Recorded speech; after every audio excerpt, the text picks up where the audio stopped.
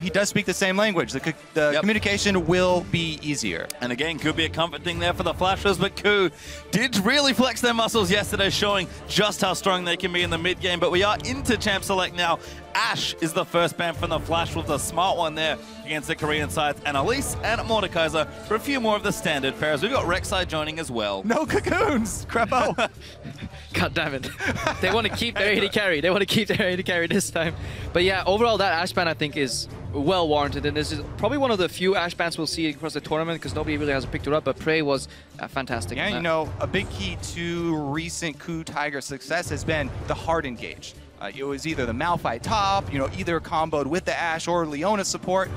Some form of really hard engage has been a big part of a lot of the recent success of the team. So I expect them to look for it somewhere else now that Ash is banned. Yeah, second AD carry ban actually as Kalista does come out. Gragas banned, and that leaves Gangplank wide open, but Lulu is open as well. KOO Tigers waste no time. Lulu and Lee Sin. Yeah, the all-important Lulu locked in. Plus, Lee Sin is very important here for Hojin because Karsa's such a big player for Flash Wolves, him plus Mabel. We always mention it when they're coming up to play. Lee Sin is a perfect champion for Hojin to try and combat the early stages of the game. I want to see if Karsa and Maple can get back on track, because yesterday we talked them up so much, how the synergy between jungler and mid laner could really destroy the enemy mid and Paul Welter, but it really didn't come out. Maple actually even fell behind a little bit in CS, so overall, not as high of a performance as we expected. Instant Gangplank, I'm not quite sure how these picks correlate. You know, Lulu better than Gangplank, Gangplank better than Lulu, but I guess we'll find out this game. How can I hold all of these top lane juggernauts in my champion select here? Mousing over Darius and Gangplank as well. I don't like the combination, but it looks like they're going to lock it in. Yep. So that's Gangplank mid then, almost guaranteed. Well, whichever solo lane they do go, you know, technically I guess you can swap them, but it leaves you very melee heavy. They are going to balance it here with the Nidalee for the jungle, and it is going to be a lot of early pressure like we talked about. Nidalee's still a champion that if you get the initiative on Lee Sin in the early jungle skirmish, then you can still come out on top. Yeah, this could also be a throwback back to preseason one where he had the double bruiser bot lanes.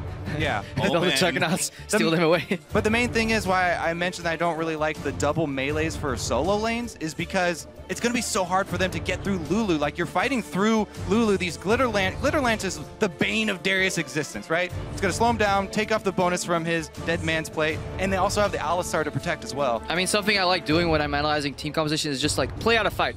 They try to run at you. You have Lee Sin kick to kick them out, Glitter Lance to stop them, Polymorph if they get close. You have a knock-up, and then you have a line of traps and a zap.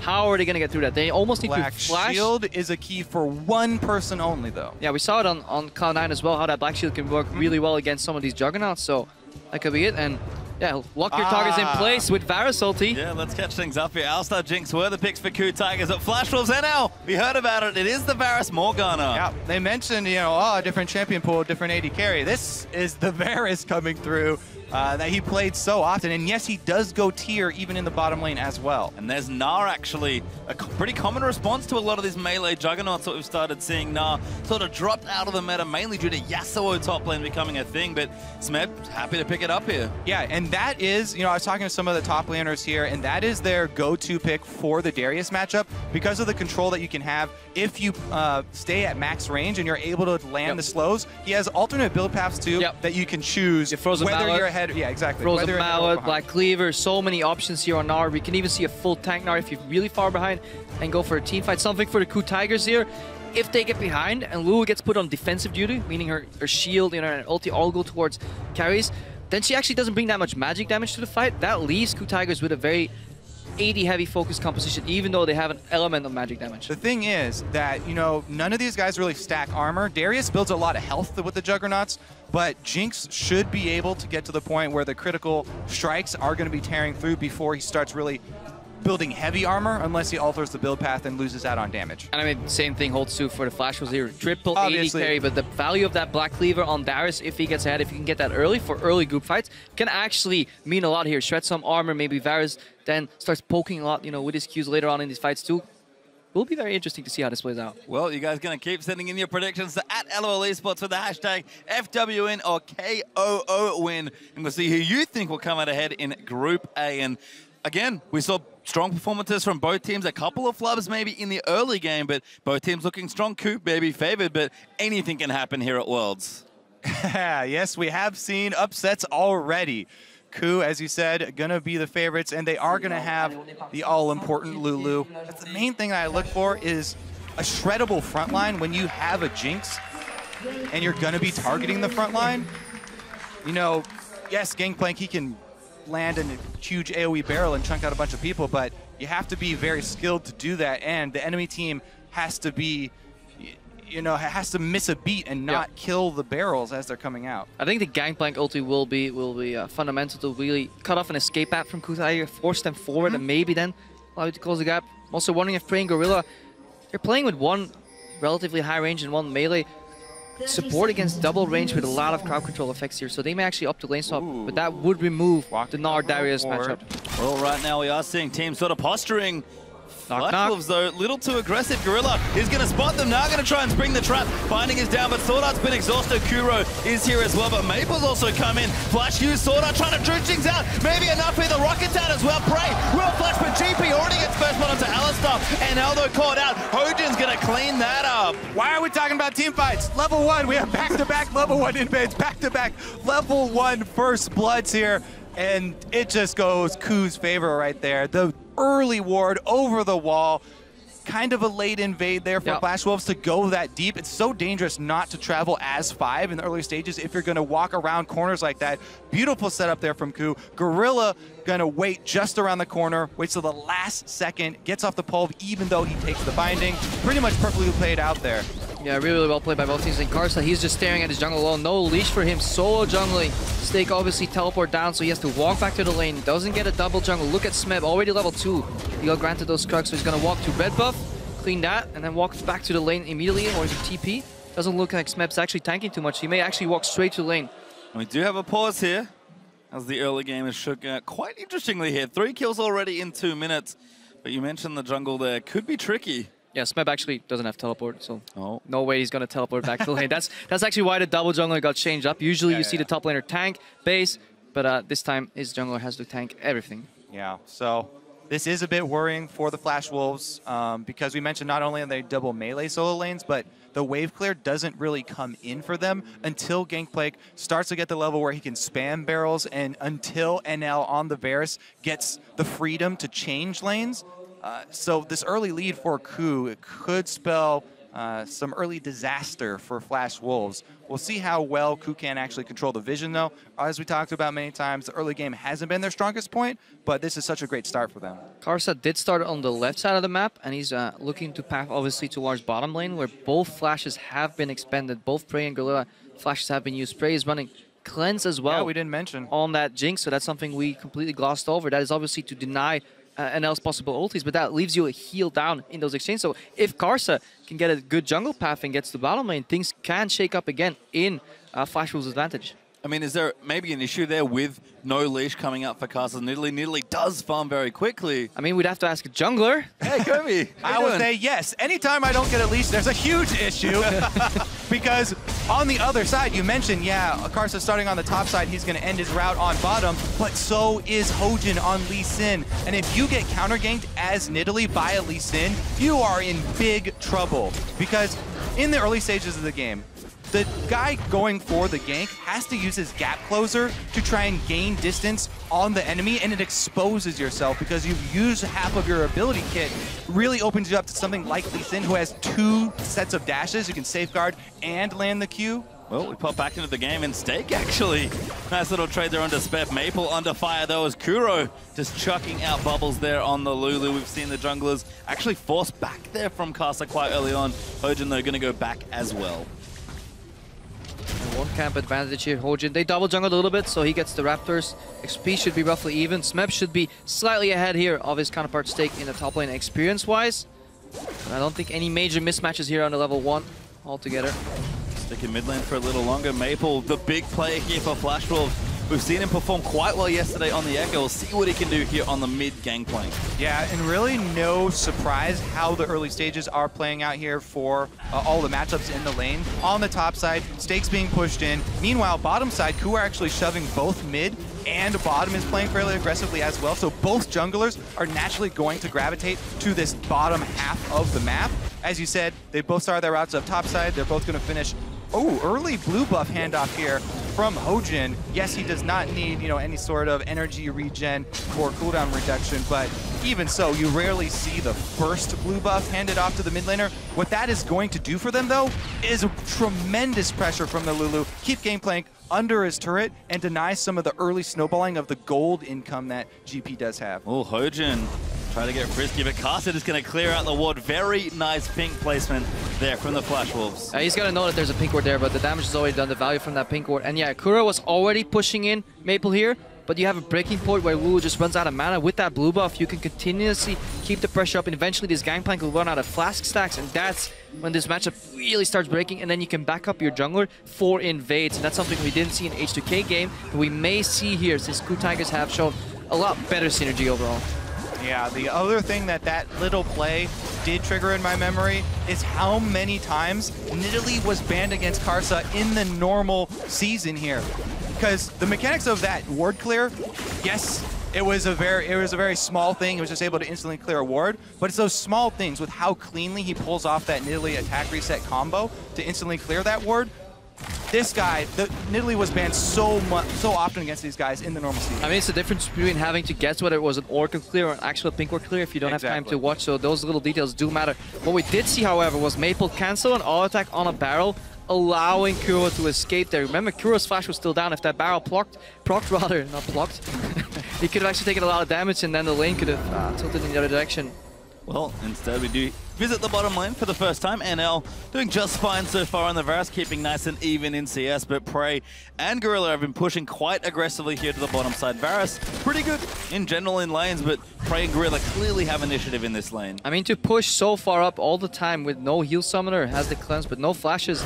Pretty bold move, but they're confident in their trinket ward placement and just generally locating Karsa on the map.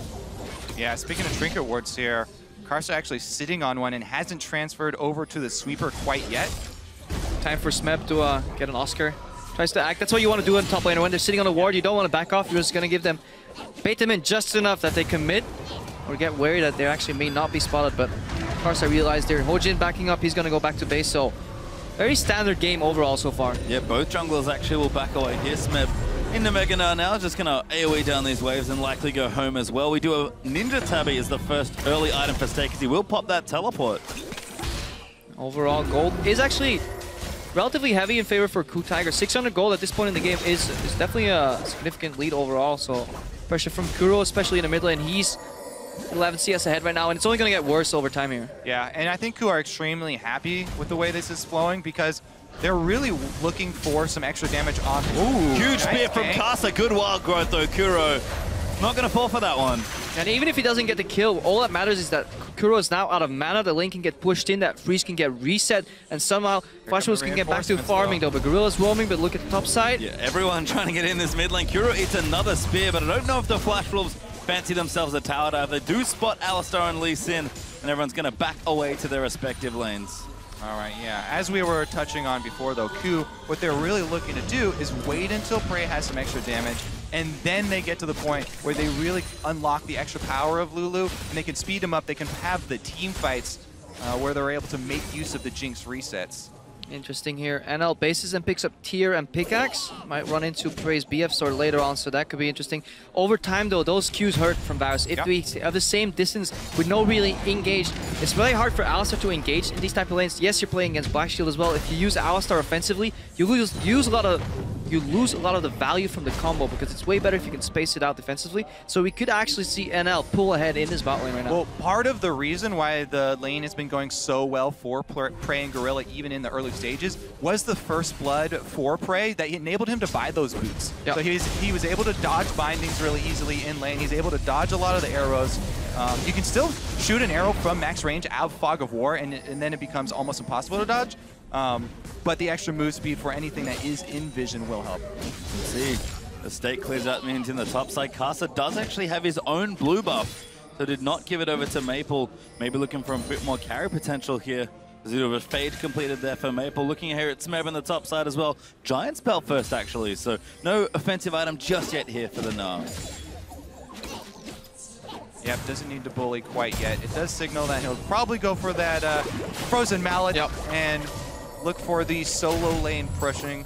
Did it last time, I think he played Nara as well. So actually went Steric's Cage. Yep. Frozen Mallet ban fail. Okay, so yeah, Nara, even though he's not one of the newly released Juggernauts, he does actually have full AD ratios in his kit. So he does get extra benefit from the Steric's Cage, and it's not terrible on him, so just gives a little bit more of threat when he jumps all the way in if he's trying to soak some damage. KOO getting the deluxe jungler treatment here. Yeah. Second blue buff already at 9 minutes. Many mid laners in solo queue are crying for their first buff at the 9-minute mark. Already received 2, so he's pulling ahead in that mid lane, now 20 CS of his counterpart. And that is the big distinction that even Hojin himself talks about, and even Wisdom as well will admit, between the two junglers for the KOO Tigers, is that Hojin's so much more team-oriented. Obviously here donating a lot of the blues to KOO. Yes, he is on Lee Sin, but even with the builds, he's usually a lot more team-oriented, and he is the captain for the team as well. So setting his team members up for success here, like a good jungler would do. Well, do you, Kobe? Do you set your teammates up for success? Dusser in the mid lane. No comment. Trying again for the gank on the KOO. But Hojin's here as well. KOO more than happy to go aggressive. KOO blocked actually there. Spear's getting blocked as well. These minions, real pesky. And if you look at the HP of the mid lane tower as well on Flashwolf's side, that one is about to crumble. So that is what Hojin accomplishes with handing over that blue buff. So he doesn't have to visit that lane. That one is almost falling, and it's the most crucial tower of the map. Opening the first mid lane tower gives you so many possibilities in terms of roams, deep vision, map-wide plays where you can redistribute your resources. So that will be big for the Tigers. And nice cleanse from Prey. Getting out of that chain of corruption, and now still firing aggression, starting to mount a bit here as Kuro's gone very deep, just chasing him off the turret, is going to be able to take it, and KOO Tiger is going to pick up the first tower as Smeb 1v2 right now, but happy to kite away.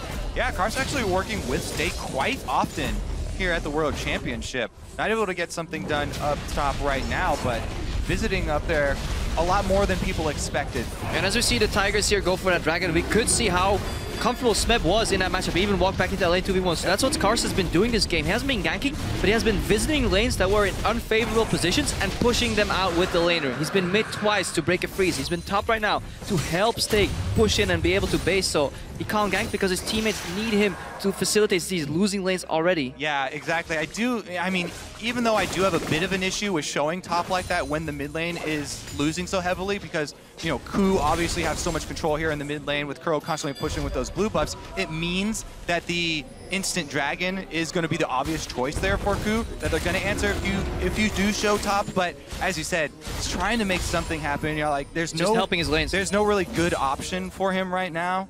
And he's just hoping to try and get somebody ahead. And KOO, we've heard about their strong mid game, but this early game has gone swimmingly for them as they find themselves up 1,000 gold here at 12 minutes in with a dragon and a tower. So plenty of room as they maneuver towards that mid game. And Gorilla finished his Moby Boots.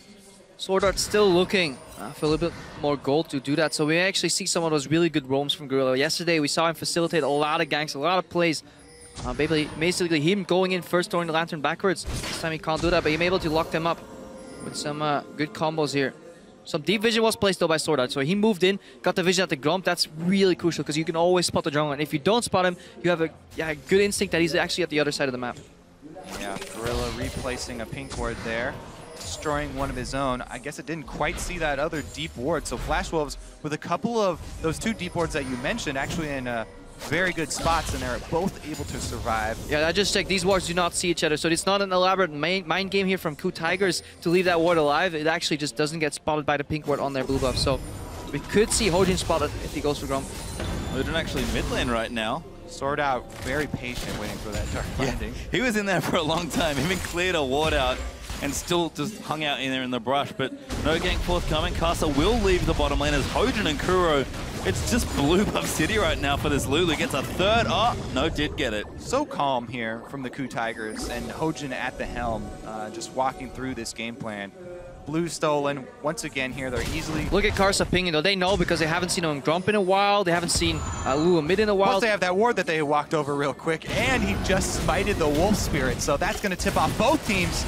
Bottom lane though, Sword Art does use the Black Shield as NL going to keep firing. The ulti did land, but it doesn't quite connect for long enough. Gorilla going to stay safe, but this bottom lane actually starting to open up some space. The Manamune Varus really firing away. Yeah, it's really hard to punish that poke. Even if Varus misses, he doesn't really get any... There's no opportunity cost on a missed Q for Varus. It's really hard for Prey to step in here. We see Stake getting kited again by Smeb, so flashes in those spear misses. Yeah, that's unfortunate, but they are going to follow in. Speb actually forces them away. They realize with the abilities missed, they have to give it up. Meanwhile, once again, Hojin, he sees jungler top, immediately goes bottom. He gets sniped out though. NL on this Varus, dealing a decent amount of poke damage to anybody who comes close. I like Prey's adaptation though, very early tier 2 boots to just keep sidestepping those binds, just like you talked about earlier, Kobe, how that movement speed helps against the binds and the arrows. He's really not been getting hit a lot in this lane. Only had to use cleanse once, and I believe that was on the ulti, so overall solid play here from Prey.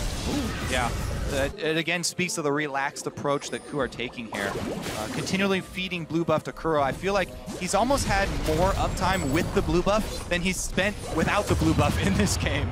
You see Maple now in the mid lane, trying to keep that very mid laner out and from under his turrets here as Smeb and Snake do battle once again. The Frozen Mallet is coming up, and even now starting to bully as KOO once again very calm, very collected, getting themselves further and further ahead. Yeah, this is without the Frozen Mallet yet. Once that gets completed, you won't be able to walk out just like that. And then, yeah, Maple, he's still wondering what a blue buff looks like. He sees it on Kuro all the time, but hasn't had a single one. Yeah, he can see it right there. It's in front of his face. You want to know what it feels like, Kobe? It's part of the skin on Lulu, that that summer skin. It just comes with a blue buff half the time. Well, speaking of, here we go again. Kuro gonna get it again. Is this number 5? I believe it is. 4, I think. It may actually be number 5. It was a joke that I thought he might have more uptime with the blue buff, but I actually want someone to check, observers or something, because that very well could be true. Well, at the very least, is getting a lot of mileage out of that mastery in the utility tree to get. I mean, only 15.5 minutes into the game, so you might just be right.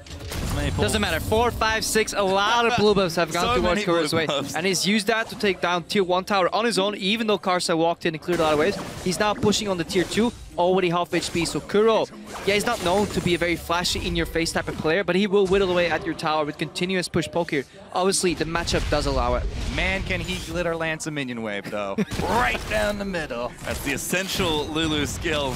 As KOO, not that far ahead in gold, honestly, only 500 now, but you can just tell with the control they have over the map, they're happy to play here. They're going to start knocking down turrets and bumping up that gold, and Dragon is alive in 50 seconds as well. Sword Art, whoa, going straight in! The game plan ulti out as well. We're going to have teleports also as Gorilla could be the one caught out, but the teleport answer from Smeb gets ultied out of it. Binding follows in. Karsa going to chase in, and there's the dunk. NL gets himself the kill. Where's the cancel?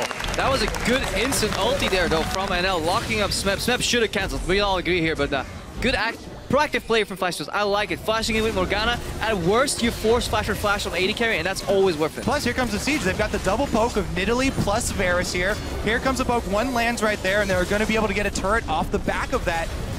Careless teleport completion there from Smeb does cost them an objective as well. Flash Wolf going to strike back. Actually even up the gold. Yeah, and 80 carry Varus has gone to a couple different builds in history. They used to be what they call like the Legolas build, where you just go for the really big arrows with Bloodthirster. Not the approach that NL takes here. He just goes for a lot of CDR, a lot of cooldown reduction, keeps spamming out the arrows. That allows him to stack his tier on his mana move quicker too, so he wants to get that Muramana. Watch the barrel set up here, very important. Flash Wolves maybe overstaying at the Dragon. KOO want to commit. You're going to try and finish it though. Flash Wolves need to get it done. They do collect it. Proactive play rewards the Flash Wolves. I mean, we haven't added it up. There's arrows, there's barrels, there's binding spears, and then you have a Juggernaut Darius that can walk up and start executing people. So overall, around these objectives, KOO Tigers will have to be careful because Flash Wolves, a lot of poke. Gorilla. Yep, straight into it. Good Black Shield though. Now the ulti out. I think a binding hit him. And now Maple's going to chase in. He just dives through it and Prey has to cleanse out. Hojin barely doesn't get snared. That cleanse paying off though. This is a second time or third time Prey uses it right now. He would have not saved him there. Chain connect. Honestly impressed with NL as well. You know, it does go both ways. He's landed so many of these arrows as well as ultimates. Even now he's dry and they're still going to try and push back and answer mid lane turret. And all the standing goal for Flash Wolves is good news if they can get it. KOO up 3-1 in turrets right now, but now KOO are going to force them back. Going to kite them all the way down this long open mid lane. Maple going to get slowed up. Smeb does have that frozen mallet completed. Going to force the ulti out of GP. Jigsaw goes in. Maple will flash it. Heal burned as well. I think Smeb actually didn't want to transform there at all because it removes his range attack. And frozen mallet was like, no, I don't want to change. Not today. Doesn't get the kill. That does force a flash. Prey misses ulti. Would have hit if it weren't for that pesky flash. And KOO continuing to apply that pressure. Going to go over to the blue. Actually, Casa wants it, but this is not your jungle right now, KOO. Too many members around here in the top left are going to be able to take this away. Smeb actually posturing aggressively. Good hop out of it. And the blue will go over to Kuro. Once again, he gets the buff. I would expect KOO also to actually use this blue buff to keep up the pressure and try and take down the last outer turret up on the top side. Get some pressure up there. Looks like they are going to bring Prey over, so maybe they'll make the rotation. I like what this early game, how even it has been playing out. Slight advantage, especially on the map for pressure on KOO, but then some good moves from Flash Wolves. What it means for the group too, because we can see a really close group here, but this fight on top lane won't be as close. No, this is why it's so obnoxious with the frozen mallet. Smeb just going to go all in. Wallop lands there as well after the null. Praise here. Gorilla's up as well. Good flash from Stake. Might clear him, but the zap's going to come through. They are going to dive in. Easy pickings there as Smeb actually gets the kill. That's the reason he goes frozen mallet so quickly. That's going to be that outer turret they were looking for. Even easier than they thought it would be. Nice dodge there from Kuro. Multi-missed though by NL, and Kuro's going to keep chasing. Flash Wildgrowth gets the knock-up. Black Shield across the wall is going to maybe keep him alive, but Hojin picks him off with a Sonic Wave. Honestly, Kuro with the dodges on these skill shots, pretty impressive there. Goes in for the flash knock-up as well, and it's not only going to be one turret, but Prey on the front line is going to take down two. And the KOO Tigers train really rolling now, starting to knock down turrets with this Jinx. We've talked about their mid-game since the start of the tournament, and it's arrived. Yeah, that tower status almost reflects the blue status. We just got word from production. It wasn't it. 5 blue buffs so far, all gone to Kuro, as opposed to Flash Wolves have only gotten 2 blue buffs, and I believe all of them went to Karsa here. So KOO trailing ahead right now. It was a little even, but even though they have 5 thirds to 2, only having a 1,000 gold advantage means if Flash will stay even and they can even up these towers later, they will actually spiral ahead in gold because they're actually being better in fights, but KOO is just playing the map a lot better. Yeah, and we've seen what they want to do. You know, Flash Wolves, they've got the Nidalee Varus poke and the threat of Morgana bindings. If one of those bindings lands, it guarantees the follow-up skill shots. So the thing they have to work around, though, Gorilla, obviously, the bodyguard on the front lines, Alistar's going to try and take those and go for the initiation. Smeb does have flash, so they also have to watch out for the flanks. KOO really would like to get a flank. I mean, Sword Art has been ready with the Black Shields, and also look at what he's building. He's going for Zeke's. Won't be as efficient, I feel, though. He actually want to cast it on Gangplank instead of on NL there, because that won't really help him too much. Kuro here, let's see that again on NL. There's 1 dodge, 2 dodges. Gonna go in here for the flash, and then dodge another one as it comes out. Just... Is it a dodge or a miss? Debatable there. I'd say... I'm gonna go dodges. I feel if you point blank knock him up and you still miss, I don't know, man. I'll leave my vote out this time as a Dragon back in a minute 40. Kuro, there we go. Blue buff number 6 as he goes back to base. Rabadon's death cap is likely close, if not finished. So KOO going to be nice and strong again. We keep harping on about it, but the strong mid game is where KOO really excel. They've got themselves a slight gold lead, not massive here, only 1,000, but they've got the items to do it. They've got the tools to try and really snowball the game. Yeah, exactly. You keep talking about the tools for engaging here, and usually when it's the poke comp, you're like, KOO really need to get to that back line and stop this poke, but they've got the Jinx with critical strike already, and Lulu backed up, so they can even shred frontline. Yeah. If they catch anybody, and they're able to get Prey a reset, he can just run them down. And that's also the nature of Flash's composition. We talk about it in Champs, like they don't really build all that much armor, so nothing really constitutes as frontline here. We see NL, Black Shield, get out. Smeb, good duck binding. Hojin kicks someone out of there. Now they've gotten Jinx ultis out as well, and that's going to be the kill for Kuro. Sword Art pops the ulti, but they're going to keep chasing. Wallop locks up Stake. He's going to get gnarred into the wall. Kuro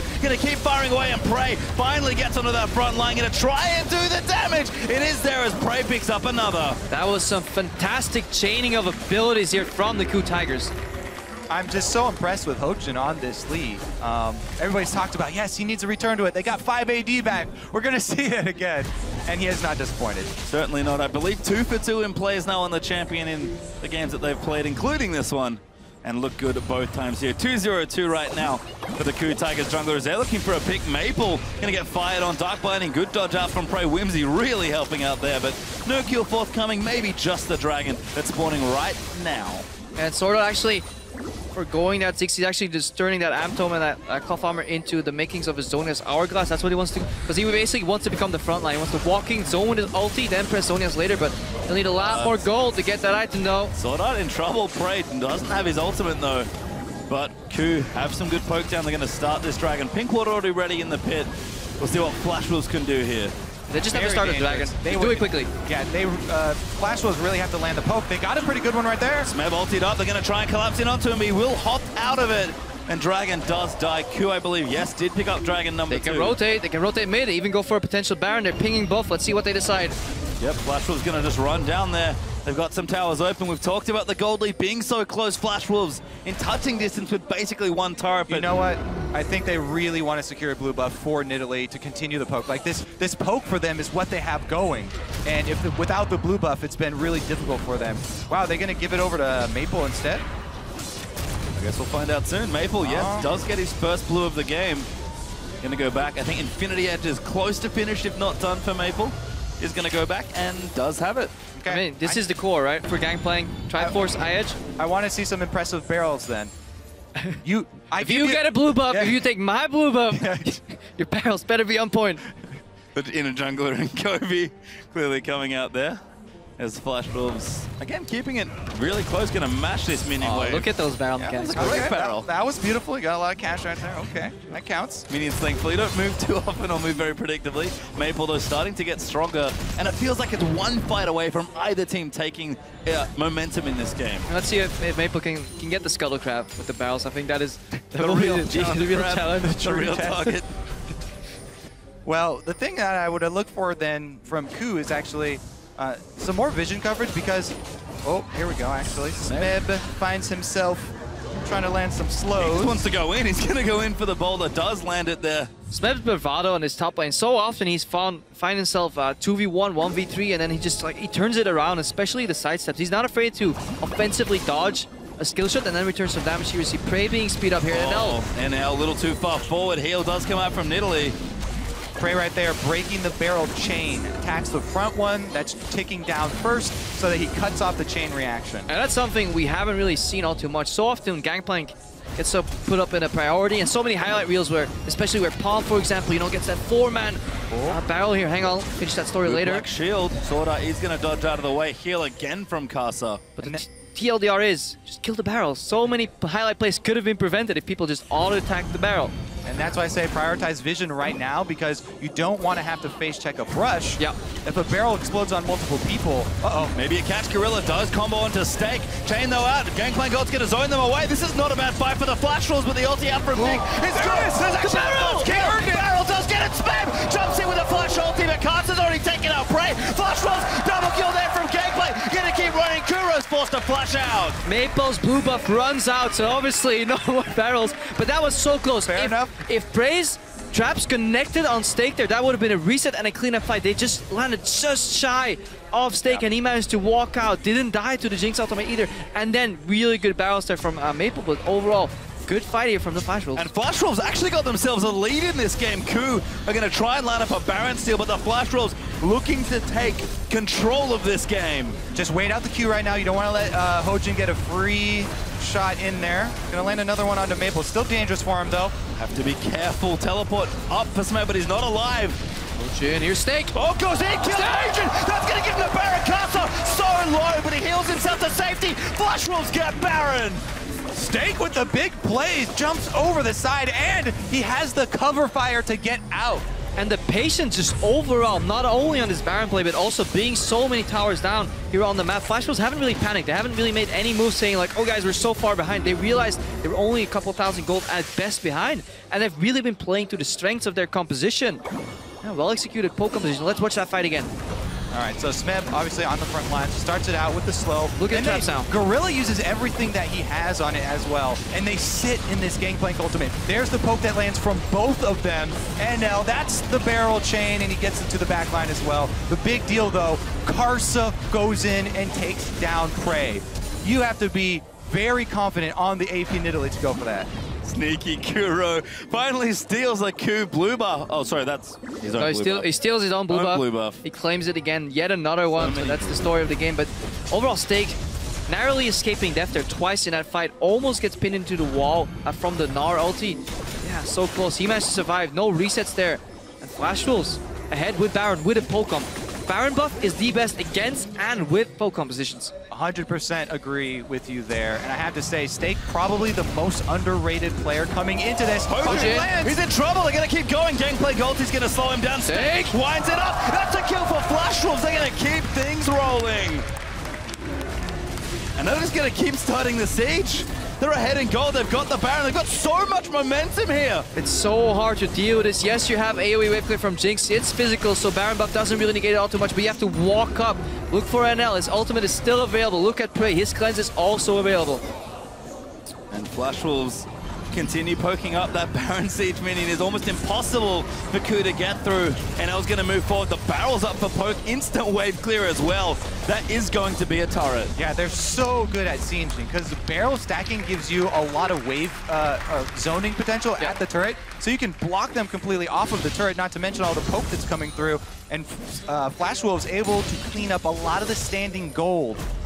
Yeah, both Nidalee and Gangplank serve a similar role when it comes to sieging. So much zone control from that poke, whether it's a spear throwing at you, the potential barrels being placed, Gangplank's ulti can be placed, and more importantly right now, if a fight breaks loose, Sword Art can actually engage, pop ulti, and have Zonias ready to zone in these fights. Once again, that's why we mentioned the wards that KOO needed to get down for vision control. They also need them down for teleport flanks. Smurf Core, they actually are going to go in. Ulti out from Varus Maple, flashed himself to safety. Gorilla goes down, the Flash Wolves are just riding such a huge wave.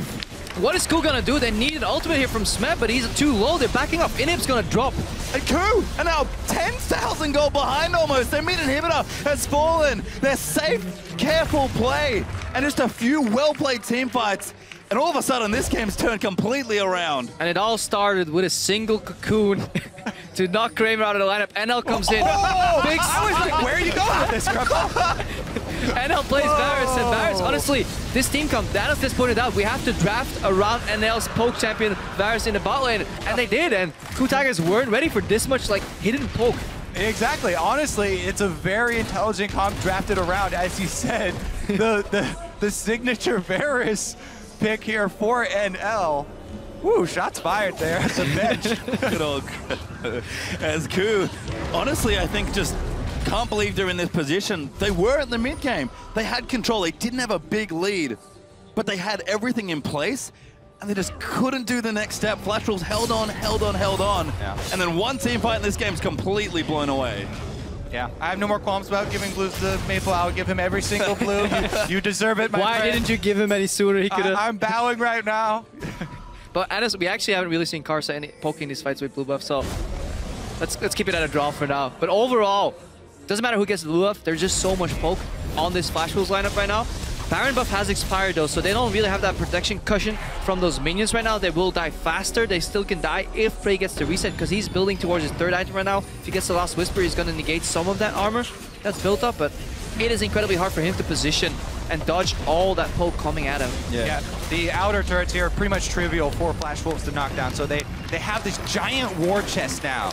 And a huge Baron power play here, as you can see on your screen, 6,500 gold. The biggest Baron power play from the entire tournament so far, and we'll see that's why you won Baron with poke compositions. We talked about it earlier, KOO were behind or slightly ahead in gold and massively ahead in towers. If Flash Wolves could hang out and even out those towers, they would swing the game back. Yeah, and I just want to tack on to your poke composition, built around the favorite champion for NL.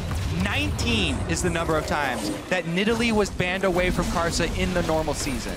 Talk about it so much at the very beginning, but he has really been outstanding. Let's see if they can see why. Smeb looking for the flank, and NL gonna keep moving. Smeb now just caught out of position. Karsa gonna try and chase him down, a fight on two fronts. Smeb will flash out. They're gonna keep moving. It's Stake! Wants to go in! Goes in for the wild growth sound. Doesn't quite go for the ulti. Looks for the dome. Doesn't get it. Maple's unstoppable though. They got the flank, but you're gonna have to retreat on all sides here. Flash Wolves just turn and fight. They're gonna take down the inhibitor turret here fairly easily. And that's what you want to, the moment you notice you're gonna get flanked, you want to engage on the weak side, at least get that fed away and then turn around. But Flash Wolves so far heading gold. If this was even gold, this could have been beautiful for KOO Tigers, but yeah, they're starting to drown. There's just almost no plays left for them to really come back into this game. They need to do everything they possibly can to wave clear and hold out. It's going to be very difficult for every blue buff. You're going to do that. All right. It's a game of blue buffs, man. So it has to be told. I see you. Well, at least right now, blue buffs have been hotly contested, but the Flash Wolves, honestly, in a commanding position now. Actually, 10,000 gold ahead in this game. They've knocked down 2 inhibitors and in a prime position to close out this game. I guess the only question left is, can they? Because KOO, they are capable of a comeback. They do. They are capable of a comeback. You know what? They expended so much in that last attempt at a flank, though. The teleport for Smeb down, flash for Smeb down, flash for KOO as well. And obviously they have 2 inhibitors down, so this next Baron becomes so difficult for them to face check the poke team. All you have to do as Flash Wolves is continually bait the Baron, throw at your poke. Your binding is eventually going to land, and they're going to be able to get a lot of damage down. KOO have to be so decisive here. It's just very difficult for them to pull off the play. And that is the nature of the poke composition just in general. They're so binary. When they get ahead, it's so hard to combat against them because the only way to really fail is to drastically get caught. And Flash Wolves have played with enough patience, enough distancing from the opponent to not let that happen. And they've shown that they really know how to play these type of compositions. And obviously, if Pokemon's get behind, it's really easy to walk over them and kill them, but didn't happen this game. Flash Wolves setting up for that Baron. And now Flash Wolves, they have started it up. KOO, I don't know if they can really approach, but they have just fully committed the poke. Still moving out, and Els tanked a lot of damage. Smeb, he's going to be the one pulled in, but he's almost mega now. This could be tricky. Stake, Black Shield, huge load off there from Gangplank, and now almost gets sniped by Jinx Gorilla. Straight into the back lines, but Flash Wolves play a well sword on. Flash ulti's on, is there at Stake? Dunks a Smeb, as oh my god, Prey, he's going in, but he gets cut down by Nidalee. Casa once again assassinates him. And this was almost the best way it could play out. Instant Baron, no poke setup before KOO Tigers can commit. Snub gets an ulti, but it's just too little too late. This was the best case scenario for KOO, and it wasn't enough. Yet all that KOO have left now is the Lulu. There's no way he's going to be able to steal this. Plenty of vision for Flash Wolves, plenty of members left up on the field. They're going to grab the Baron, and again, the poke off with the Baron, plus the massive gold lead here. This is Flash Wolves' game to take. It certainly is. All that's left is the Nexus, as we're going to watch this again. Yeah, usually we want to set a poke before this Baron, but already gets Anellis at quarter HP at the start of this fight. Look at Stake, he's going to get Black Shielded, I believe, to dodge the ulti, and that's big, big. Sword Art is now going to move forward and zone with his ulti too. That binding onto Hojin, he gets caught in the middle and immediately blown up. Great zoning there from Sword Art. It separates the team and allows Stake time to get his kill. Prey was going in for the crit. Yeah, he wanted the crit reset right there, and he almost got another auto attack off. But it was Karsa landing a mark, I believe it was a spear, and then instant flash follow-up, and that's the difference right there. If he missed that somehow or didn't have flash break, could have immediately killed 3 people there. But Karsa has no hesitation going into cap form and going for the executes. Multiple times he's been able to cut KOO off at the knees. And now Flash Wolves are going to just go straight in here. This mid inhib has respawned, and they're going to look to try and find something. Hojin was peeking over for a flank. Look at the poke flank is still works. there. Oh my god, Gorilla goes in, but a great Black Shield by Sword Art. Now Flash Wolves 5v4. Gorilla goes in, Gorilla goes down, and that is going to be an inhibitor here. With the Baron buff, they can just sit around and Baron empower the double lines of super minions that come in. And I love me some flank wards when you're playing poke composition, because that is the weakness. Suddenly you're like, where is Lee Sin? Well, he's behind us, get kicked in. But that doesn't, Flash Wolves don't allow that to happen. In addition, it does seem that Morgana seems to be a strong pick against a lot of these meta champions. Yeah, when I saw the first 3 picks here in Champions Select 4 Flash Wolves, I was fairly worried that they were going to go, that LMS route of too much melee, and not enough wave clear, but they finished it out really nicely with the last 3. KOO almost got one shot there as Gangplank's really coming out. Flash Wolves now going to look to take the final inhibitor and really put the nail in the coffin of KOO Tigers. KOO have almost nothing left to defend. And the Flash Wolves on the brink of another Game 2 upset. If you guys have limited watching time, highly recommend Game 2s because apparently these are the big ones. Yeah, and just this group in general is about to get so excited. CLG, close game against Flash Wolves. Dianos tore it apart, said it was horrible. KOO Tigers were going to win, but now Flash Wolves, they turn it around. They're at the verge of taking their first win at Worlds. Hoja tries to assassinate ANL, but he doesn't get it. Flash Wolves might just beat KOO here. One Nexus turret is down. The Super Minions in the Baron are doing too much. KOO Tigers too far behind. Can't do anything. What is up with the upsets?